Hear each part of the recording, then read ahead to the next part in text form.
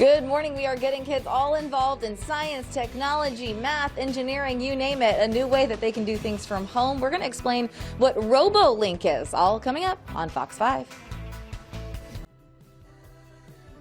You're watching the Fox 5 Morning News at 6. Today is the International Day of Women and Girls in Science. Heather Lake is live in Sorrento Valley, where local students can get a hands-on experience. Heather, good morning.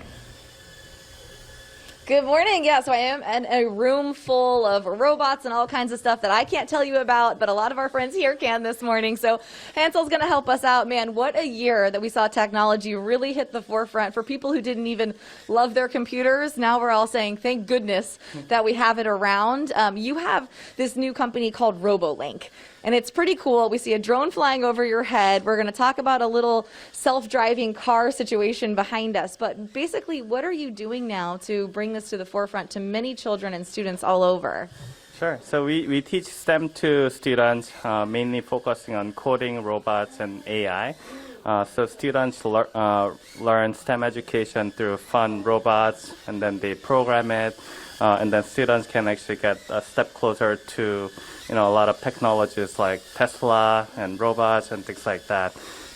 We've been teaching about 10,000 students here in San Diego. Oh, wow. And then after pandemic, we actually moved our operation virtually. So we've been teaching students in 6 different countries, and then teaching a lot more students outside of San Diego through Zoom as well. I know as a parent it is not easy to understand some of this stuff for the first time, and some of the robots, you order them, correct, online, and then you're going to teach us via Zoom. Has that been pretty tough during the pandemic to get parents and students in front of that computer and understand something that's very hands-on?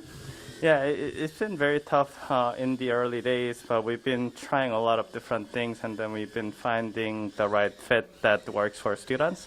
So virtual education can be very tough, especially like the regular schools, but we are trying to make, out of this tough time, we are trying to make really fun education that students can learn something valuable. Now, these different robots, are you seeing people kind of get them because of the pandemic too, because they've got pods or the homeschooling and they want to add something different to their curriculum? Yeah, so again, virtual learning is very tough. So and they're trying to do something fun and meaningful. So a lot of people have been looking for these, and then they can easily get it from home. So yeah, it's been working out for many of people as well. Anything that's hands-on that gets the brain moving, right, and working, and all of us kind of away from the screens for a minute. You can learn from Zoom, but then you tinker, which is really nice, right? And that's kind of what we're seeing this morning is while this is on Zoom, we brought a couple people out here just so that you can see a little bit of what's going on here. So I've got Eliza, is that right? Yeah. Elisa, and you're going to show us what you've been working on. So basically you're creating a self-driving car, like a model, and you're doing this all from coding?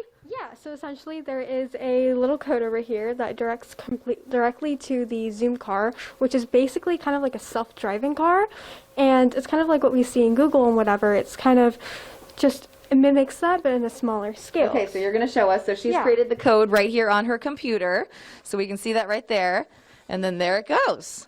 Yeah. That's got to be pretty cool to see that you can make all of that all just right here with one click of the button. Yeah, it's like it kind of uses angles, and it looks at the coordinate plane in some directions because you have to look at like 90 degrees and then the whole 180 aspect and subtracting degrees. It's kind of complicated in some, like it's a lot of math, which makes it complicated. I'm looking at you and I'm shaking my head, but I have no idea what you're talking about. I hope that she becomes the next, Elon Musk, moving up in the world, sister. I'll give you an air high five.